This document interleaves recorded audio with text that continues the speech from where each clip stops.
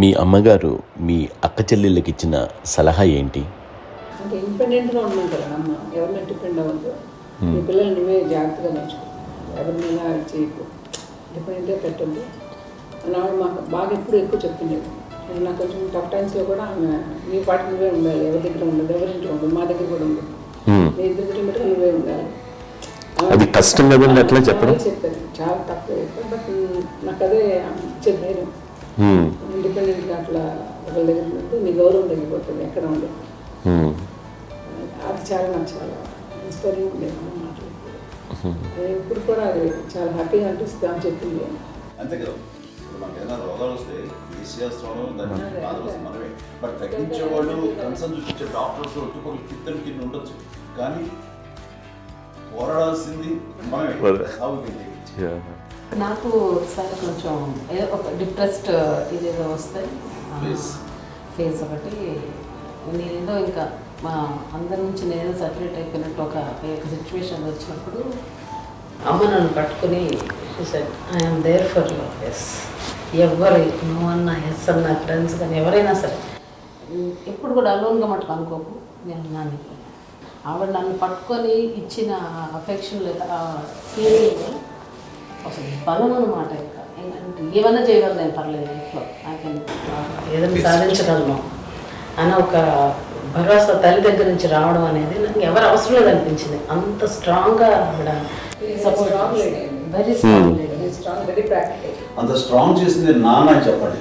మా పిల్లల విషయంలో మేము కూడా మేబీ అంత స్ట్రాంగ్ కాదేమో, సెన్సిటివ్గా ఉంటాం, కానీ అమ్మ మటుకు చాలా స్ట్రాంగ్గా ఉండి మమ్మల్ని కఠినంగా ఇలాగే ఉండాల్సింది, ఇలా ఉండండి అప్పుడే మీరు నేర్చుకుంటారు. ఇక్కడ అమ్మ పాజిటివ్నెస్ గురించి ఇంకో మాట చెప్పాలి. అంటే తన బిడ్డలకే కాదు, ఈ రోజున మా రెండో పాప శ్రీజ కూడా తనకి లైఫ్ చిన్న డిస్టర్బెన్స్ వచ్చింది. ఆ టైంలో కూడా తను ఏముందంటే అప్పుడు నాన్నమ్మ దగ్గరికి వెళ్ళాను, తను ఇచ్చిన భరోసా తను ఇచ్చిన మాట వెళ్ళలేని ధైర్యం వచ్చింది నాతో. నాన్నమ్మ దగ్గర ఎప్పుడు కూర్చోస్తాడు అప్పుడే పాజిటివ్ ఫీలింగ్ వస్తుంది, అది నాతో షేర్ చేసుకుంటాను.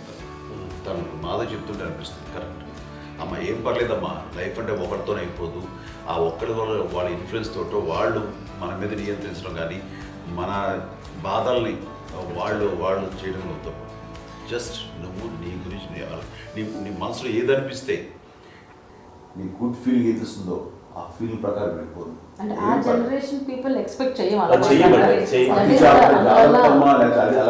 అలా కాదు, ధైర్యం ఉండి అందరికీ ధైర్యం బాగా నూరుకొస్తారు.